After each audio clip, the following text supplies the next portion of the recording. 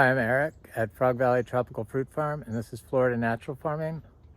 Today I'm going to do why perennial food forest systems are so important for the future of agriculture. And I just watched this video by the Bionutrient Food Association. Well, I tried to watch it. I watched part of it, interviewing John Kemp. And it seemed like it was just a product advertisement for his supplement, his agricultural supplements. I feel agricultural supplements, like biological supplements, are exactly like health food supplements. They're only necessary because there's something wrong with our soils or the way that the seeds have been grown or the plants have been grown that generated the seeds. And they're unnecessary unless you're doing something wrong.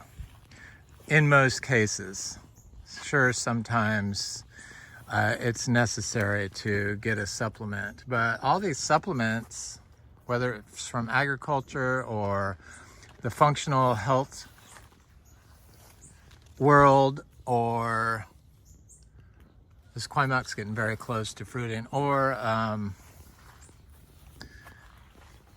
the vitamin, like the vitamin industry, they all have the potential to introduce pollutants to your own health or the health of the soil.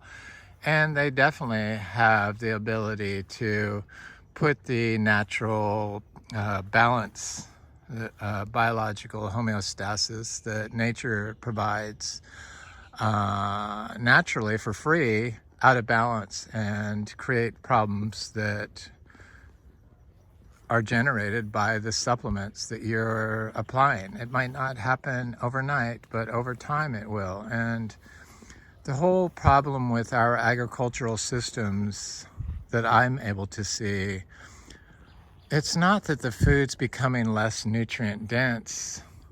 It's because we've been growing on a model that's outdated, and it needs to be totally redesigned, meaning it's based on European market garden modality. And they just use the same plot of land over and over and over again, raising annual crops. And they don't even look at a connected system. Whereas in a food forest system, you look at a connected system. Biodynamics says they look at a connected system, but their system is kind of disjointed and disconnected. They require a little bit of wild space, but I personally feel that we need to have equal wild space to equal agricultural land, and probably we could produce all the food we need that would become nutrient fulfilled and combat pest and disease and provide clean water. So it would cure all the problems that are ailing us as a human society, civilization today. It's because we don't have enough nature in our systems, and we're quickly destroying what nature we have. And then you've got to look with the farm systems, you have to look at the microplastics. I wish I wouldn't have to read all these different studies and reports on microplastics. I read this one yesterday. It said 90% of all food contains microplastics, whether it's meat or plant-based or processed, of course. And in plants, the apples and the carrots contain the most. I would say beets probably has a lot. I think plants that are grown in the ground probably have more. Plants that are root crops that we eat out of the ground probably have more microplastics than other plants. In agriculture, organic certified agriculture, most farms use use plastic mulch, which create microplastics and put them directly in the soil. And then the distribution of water to the plants is done through plastic tubing or a rubbered hose. So if you have a connected system, much like this, sure, we don't just grow annuals, but we do grow a lot of food crops. I just don't talk about them. There's turmeric right there. I just intercrop my stuff, and I do plant a vegetable garden, small, dry farm. We dry farm everything, so we don't introduce microplastics into our system. There's enough in the air and the water, and I don't need to introduce any into my system. In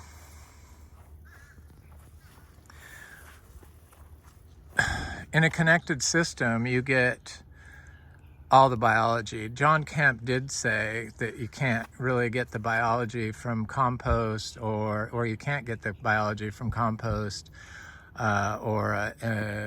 you have to get it from the living root, because that's where the biology lives, in a undisturbed living root, which is why we grow plants on top of our compost, to get the roots into the compost.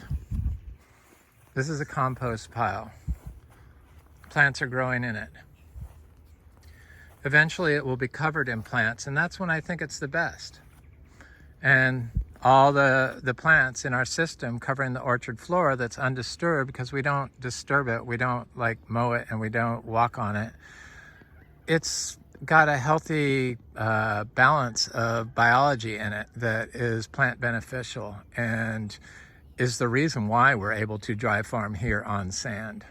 Yeah, sure, we get plentiful rain here and we have a high water table at times out of the year, but we're also on sand.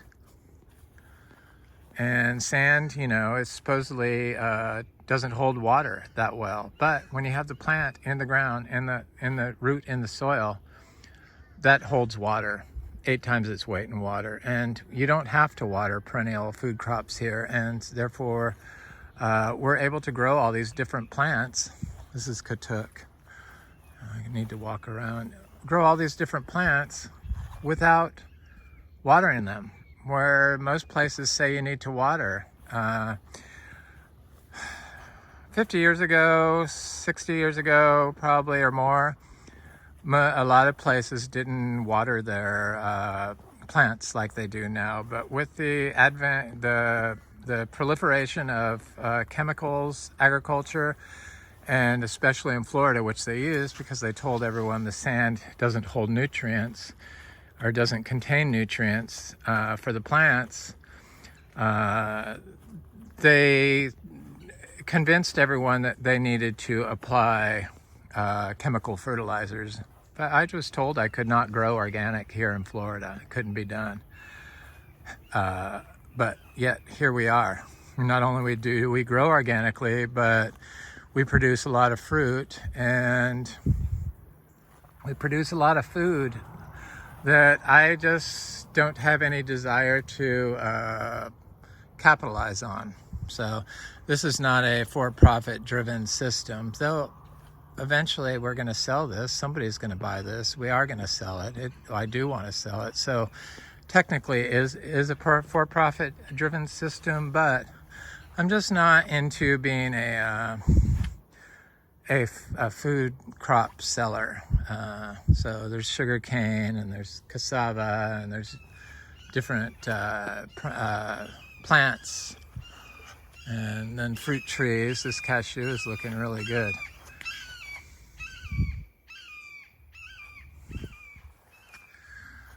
So a lot of these systems that they grow annual food crops in that are producing low nutrient food, they're saying you need to like apply junk hemp minerals around the seed and the BioCoat Gold.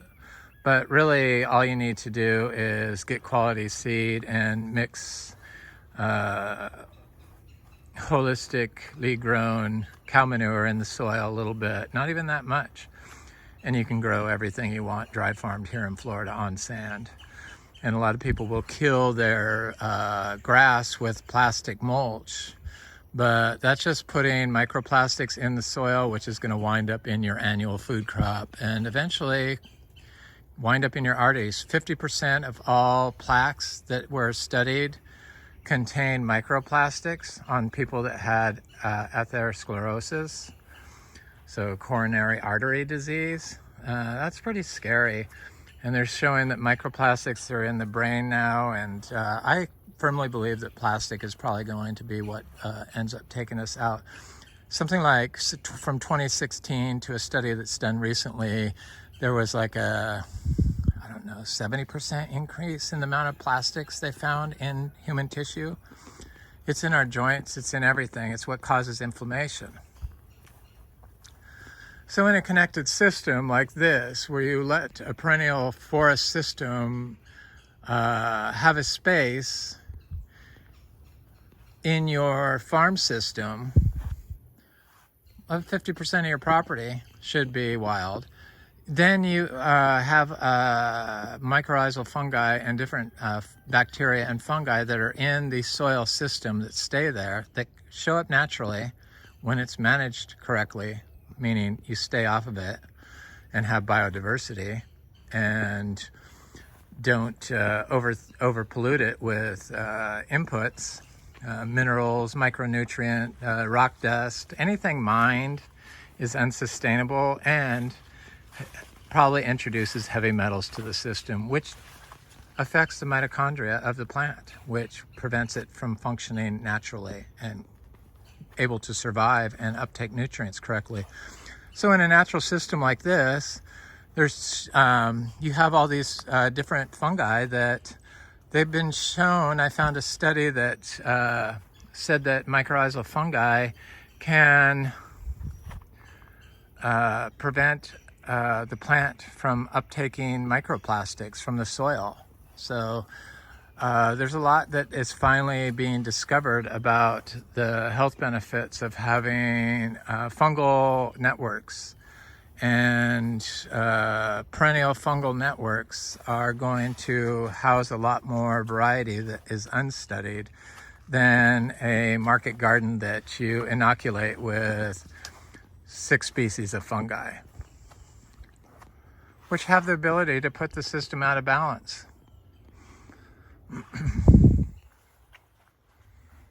We don't introduce any fungi here, and we have a lot. I have people come by here and forage for fungi quite often now, and I don't know how to do it, and I don't know how to identify it, or I don't identify any of them, but I kind of know what some of them are now, just because I've been told a few times. And it makes a healthy system, and it makes a system that's resilient to abiotic stress and creates clean water for us in Florida, and has the ability to buffer pollutants from our environment that wind up here that we get from the air.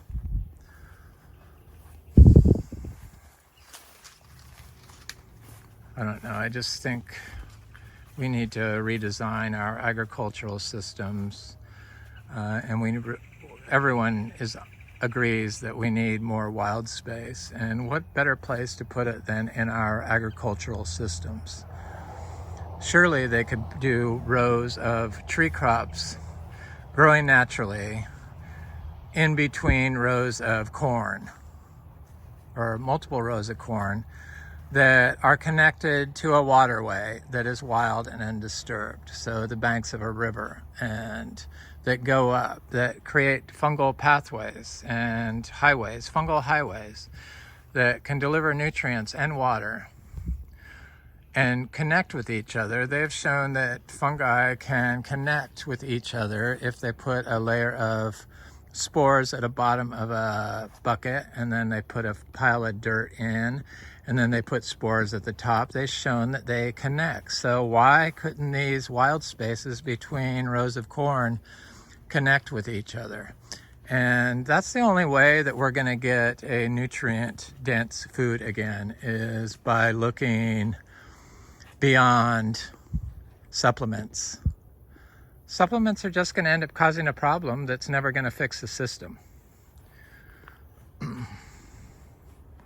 I love John Kemp, don't get me wrong. I think he's a rock star, but he just looks at American farming and thinks he can provide a supplement that's going to fix their problems. And they're developing a new certifying agency. But they're not addressing the problems in the soil that's creating the nutrient deficiency. You can only get a nutrient-dense food if the soil has the ability to replenish itself. And we're not going to replenish the soil by adding rock dust to it or mineralizing the seed coat. Somebody's going to get rich doing that, and people are going to have a false hope thinking that that is the answer to their issues, and people can feel safe that they're getting nutrient-dense food. But I haven't seen any studies where the foods become more nutrient-dense with their practices. But I do know that our food is very nutrient-dense. But we grow wild, exotic fruit trees. Somebody said people in foreign countries don't call these fruit trees exotic. They just didn't know what the term exotic meant, I guess, from faraway place. That's exotic, and they're rare, so they're definitely exotic fruit trees. And studies have also shown that phenolic compounds are really important for our gut health. And obviously, if they're important for our gut health, they're important for our soil health. And trees exude a larger percentage and have a greater variety of phenolic compounds, undiscovered phenolic compounds, and other antioxidants that obviously would be beneficial for the soil health of the soil, and are probably catalysts for biology to convert your rock dust mineral into a plant available nutrient.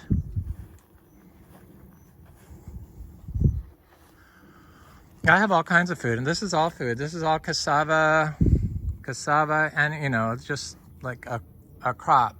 There's sweet potatoes here. I just don't go over it all the time. I mean, there's a fortune in cassava on this property. It's everywhere. I mean, I just don't grow it in crops. I use it as a soil conditioner. And all those little tubes that I don't break up become food for the soil and just build the soil. And I found that they're really good for compaction, and they're also good to keep plant seeds adjacent to, because it keeps the creatures from eating the seed. I don't know if it's because of the oxalic acid, or calcium oxide, or calcium crystals in the calcium oxide. Is that calcium? No, it's calcium oxide.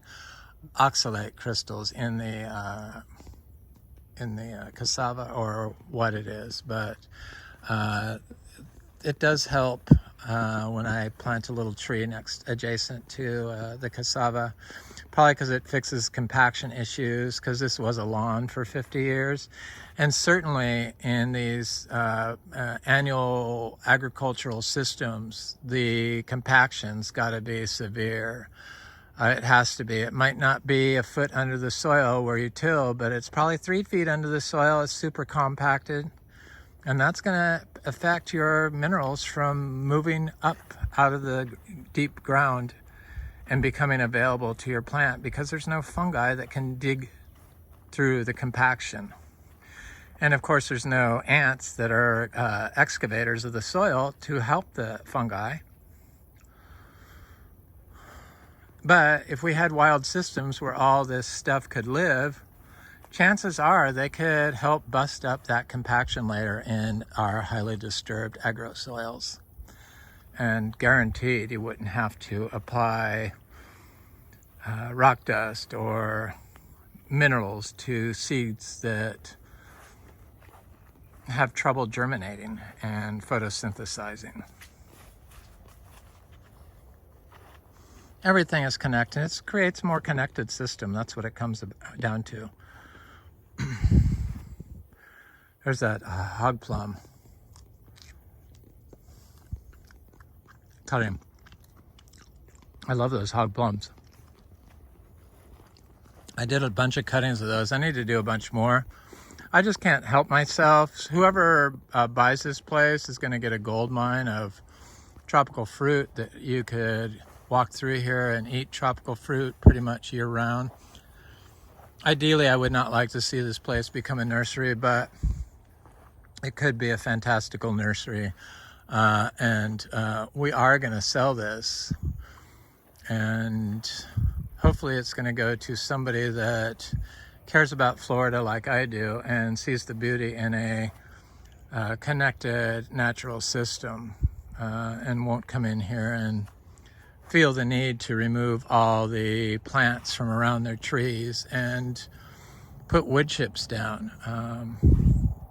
Wood chips are great, but they aren't a high input product. And this puts carbon directly in the soil, and all this biomass is constantly dying and growing and dying and growing, and these leaves drop off, and that means all that carbon below ground is dying a little bit, and it's still alive, parts of it, and therefore it's got enough biology to keep the pH of the soil at optimal range that is plant beneficial. So there's a reason why all this is like this. And unfortunately, the European modality of farming is a reductionist modality, which has reduced our nutrients of our food through that reductionist way of thinking. I mean, that's all it is. When you're removing everything, that's reducing it. So if it's going to reduce the plant life and the biology that's growing there naturally, you're going to reduce the nutrients available to your food crop. So this is why you want to have a connected system to nature and planting in nature. And nowhere did that get affirmed more than a YouTube video I watched on a 300-year-old Japanese farm that's been in the same family for 300 years on medicinal herbs. And it looked much like this. They don't grow tropical fruit trees, but they have a wild system that looks much like this. And then they would just take a system like this and clear it by hand, small little area, and, you know, hoe the soil back and plant seeds in it, like a row of, in our case, would be, I would put some cilantro in there. And then they just walk away. And it does fine. Because the system is connected. It's got all of the support species needed for those plants to get the nutrients they need in order to grow optimally. And that's why it doesn't need to be watered. It's crazy to think that we have to micromanage our food, but no other plants around need to be micromanaged. It's crazy to think that they told me I couldn't grow organically here in Florida when you see this. It hasn't been that long. It's only been 9 years since we started this place. Almost 9 years. This African locust bean is looking very nice. Got a new leaf here. It's supposed to be a really good high protein food crop. The functional medicine people, they just are all over the place, much like regenerative agriculture. There's not really one cohesive train of thought. It's like, oh, should I do permaculture? Should I do organic? Should I do biodynamic? Should I do natural? But I think there's aspects of every aspect of all the regenerative farming practices this is a lemongrass that can be employed or used to biohack your system. But the one true system that ties it all together is nature. And nature means leave it the F alone. Don't overthink it. Sure, you could throw a couple of pieces of cow manure in it, or a little tiny bit, but don't overload the system. You could throw some wood chips in the system like this. You could throw some logs in a system like this. You could throw some hay in a system like this. But to cover the whole thing with one input like wood chips is just very low function. It's going to create a dysfunctional system. It will overcome it eventually because you leave it alone and plant plants in it. But I can plant plants directly in this and seeds directly in this and have them grow perfectly fine without any help from me. I don't have to do anything.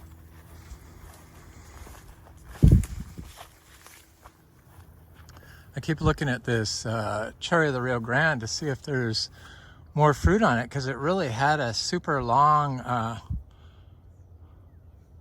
fruiting stretch, like several months, like 3 months long. I was getting fruit off this. It would just keep producing fruit, but I don't see any flowers on it and I don't see any fruit on it, but I've missed the fruit before. And boy, what a good fruit. I have some little trees of this coming up all over the place now, thank God. I really like that little cherry. This is sapodilla. I don't really talk about sapodillas, but we do have quite a few of them, different types, and because the creatures get them. And they're so sweet that I've forgotten how good they are, because it's been so long since I've got one, because they get every single fruit, and I haven't gotten any in a while. But the trees are getting bigger, some are getting quite large, so eventually, probably within the next 5 years, we'll have lots of sapodillas. Probably within the next 5 to 10 years, this place is going to be amazing if it's left on this course. So I was worried about this oak tree because this branch died. This oak tree was completely damaged and rotten inside. A lot of these large oak trees, there was a big one over here that fell down. It was completely hollow inside because they were mowing the lawn. So the roots were all compacted. We mowed the lawn for 55 years with machinery before we got here. And probably sprayed glyphosate and used ant killer would be my guess. You know, all the most horrible things. So it had huge giant ponds. The soil was overly acidic and it was compacted, and the roots probably that were down deep were dying, so the tree could not sustain itself, and so it was dying from the inside out. And was just a shell that would sustain its size. And one day a windstorm came along and the thing shattered into several pieces. And this one has been doing the same thing I thought I could save it. Parts of it are alive still, but it seems like we stopped that with our management of the system. But all these people in Florida, that grow food, especially citrus, they mow and drive on everything. People don't walk anymore. People get golf carts if they have 2 acres to drive on. I have some in-laws that do that, and it's like, dude, you have 5 acres and you live in Cleveland, and so you're only out 2 months out of the year, and you're fat because you don't exercise and you don't eat right. Not because you are normally fat or should be fat. I know I was obese. I know, or not. Yeah, I guess I was obese for a short time, and that's why I went on this journey of health.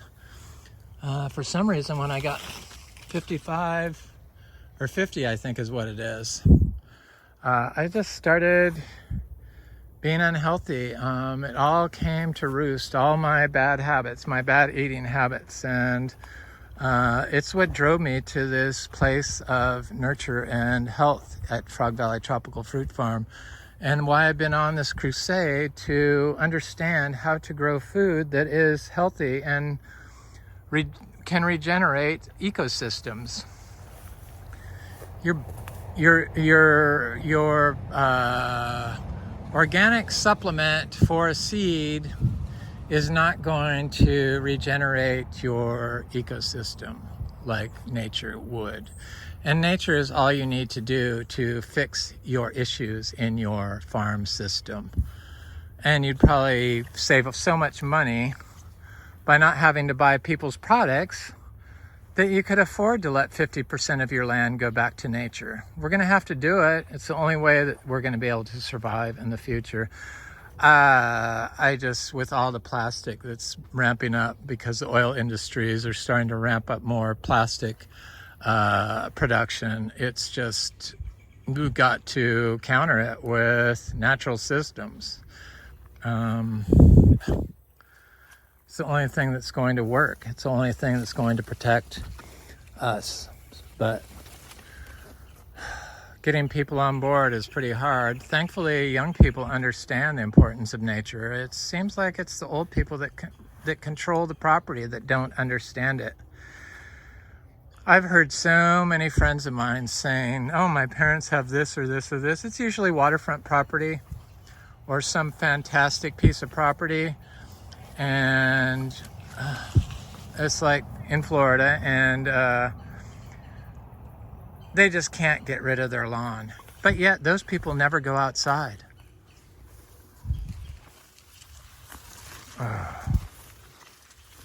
So there's a movement afoot, and that's why I do these videos, to try to inspire people. It seems to inspire some people. I know most of the people that watch this are on board with it and understand it and see the need for nature in our societies today.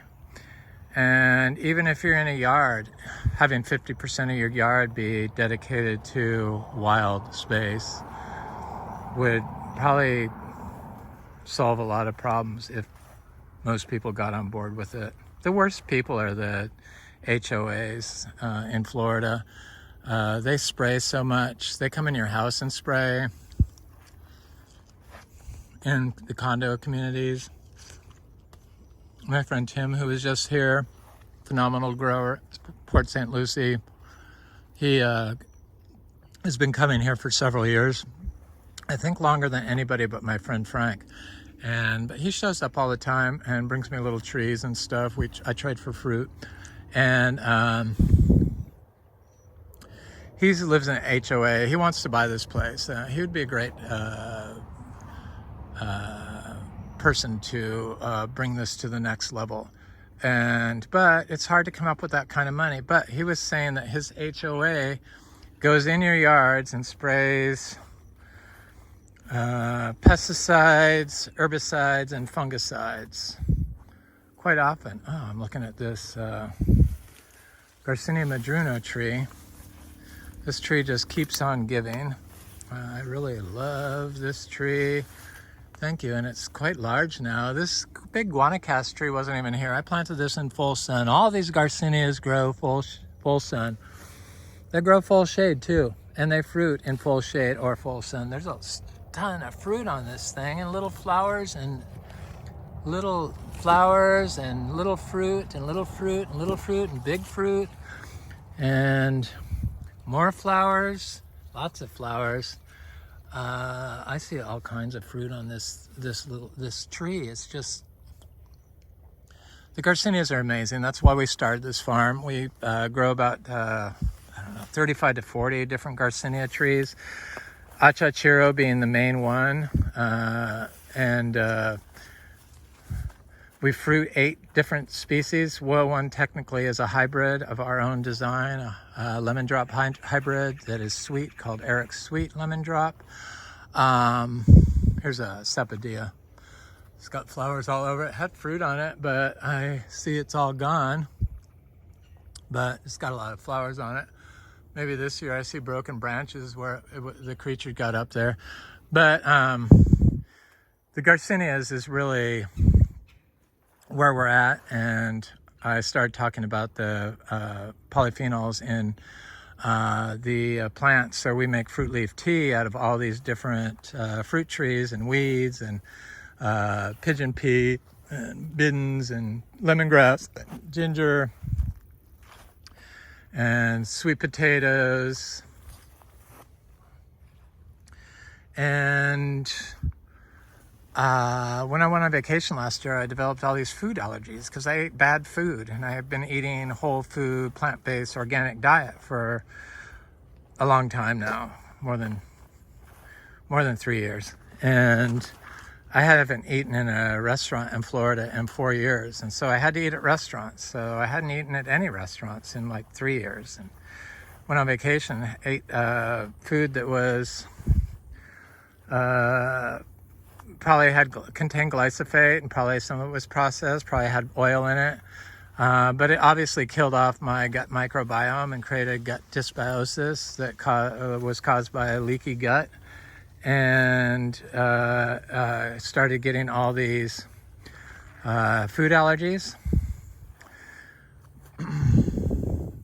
Plants can get leaky root and become leaky cellularly by the inputs you give them. So if you're giving plants processed food in the form of chemical fertilizers and giving them mitochondrial damaging pollutants, antibacterials, fungicides, herbicides, pesticides, heavy metals in the form of plastic, is how you get heavy metals, and forever chemicals, they can develop a leaky root type system also that causes dysbiosis and inflammation in the plant,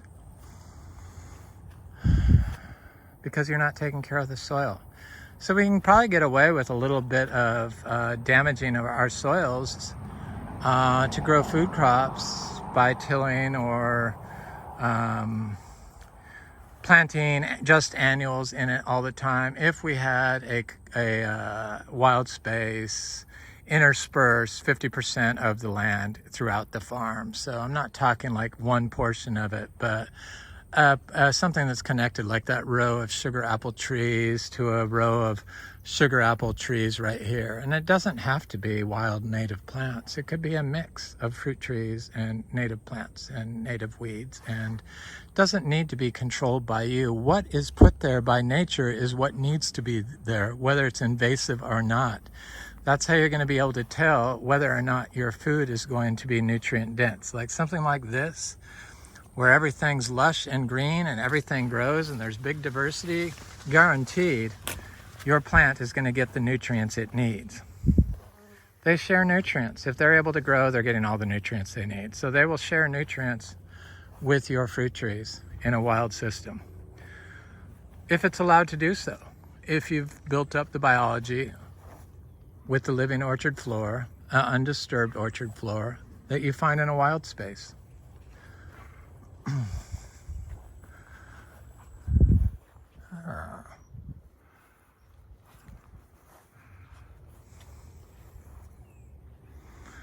So yeah, all these polyphenols that are in the plants, I found out that are responsible for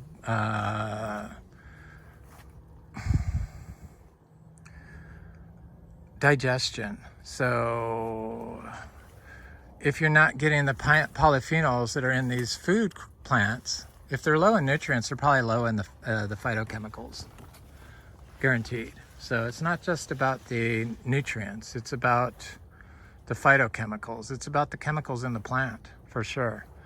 And, they've discovered that peptides, short chain fatty acids, amino acids are important for a lot of our biological processes to create energy for metabolism. The same goes true with the plant.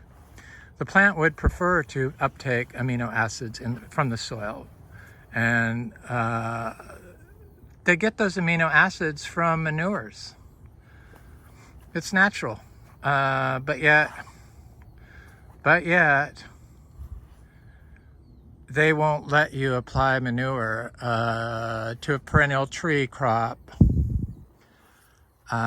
even though the perennial tree crop cannot take up E. coli, which is the pathogen that they've zeroed in on. And it's much like the raw milk food problem. So people are feeling the need to drink raw milk. And raw milk probably isn't a problem, but it's the one or two bad actors that are after the big money payday, that have 1,000 cows, that create the that create the E. coli pits that you get from CAFO operations when you have that many animals. But if you know your farmer and you know he has 5 cows that he loves and he cares for and he takes care of really good, and you could see that they're clean, chances are that farmer's cow milk is not going to have the pathogens in it that they're so afraid of in raw milk.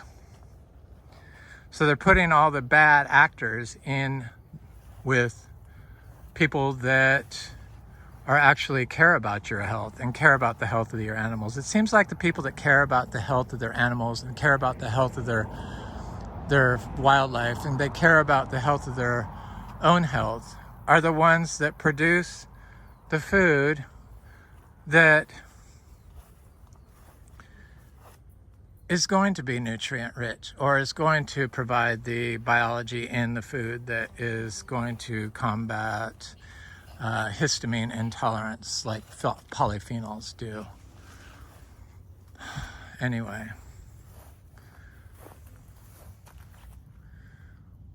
Nigel, it seems like it's a really good mushroom time with all this rain.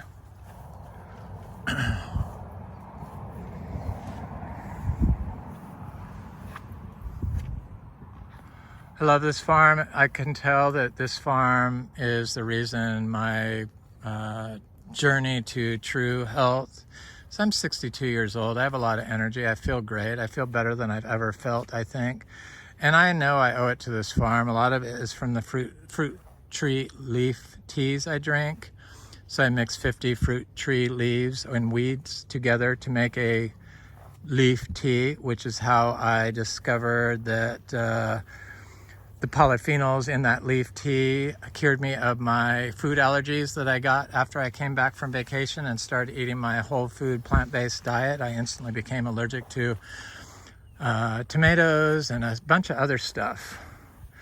I forget what. Maybe it was avocados. That was definitely bread. I still haven't eaten bread again. I just cut wheat out of my processed food out of my diet, and bread's a processed food, so we only eat whole foods. Nothing processed. I'm trying to think if I eat anything processed. Maybe some vinegar I add in my food sometimes. You know, dried powdered plants, I guess, is as processed as I get.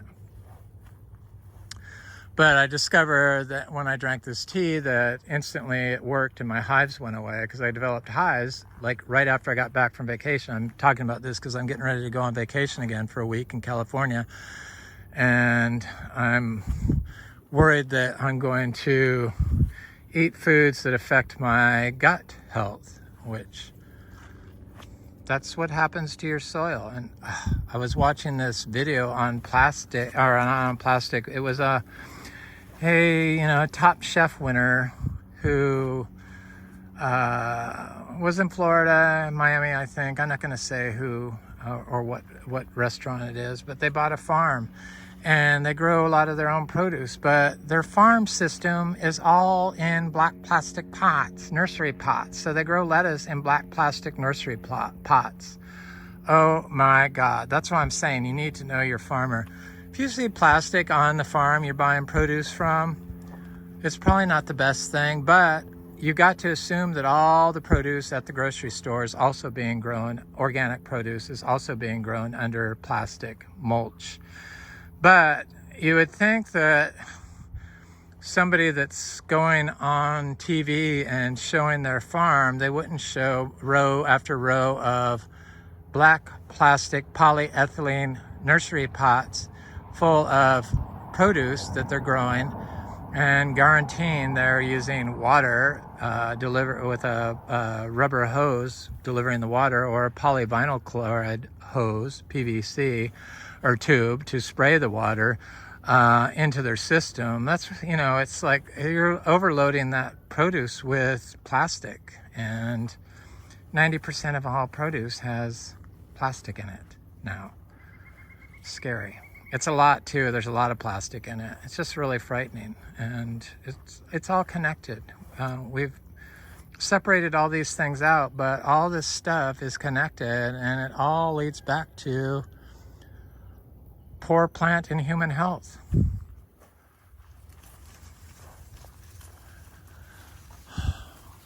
Anyway, I'm Eric, Frog Valley Tropical Fruit Farm. This is Florida Natural Farming. Please like, share, and subscribe. Leave a nice comment. And nobody's wanted to buy my property for $2 million. If you're interested, my information's on the About section. You can text me or whatever. You can look at pictures of the inside of the house on Zillow. It's kind of expensive, I understand. I wouldn't pay $2 million for property, but some people have more money than I do, and I wish I could sell it really cheap, but I'd be a fool. I'm not going to give it away. I don't have to give it away, but we are going to probably list it in about 6 months or less. After we close on our new place. I'm going to do a video of our new place, first introduction, on Friday, hopefully. So Friday video, I'll have that out Friday or Saturday. I'll post it. I'm quite excited because I haven't seen it in person yet. My partner has, but I could tell it's our future. It speaks to me. It's a beautiful spot. You'll see. Anyway, thanks for watching.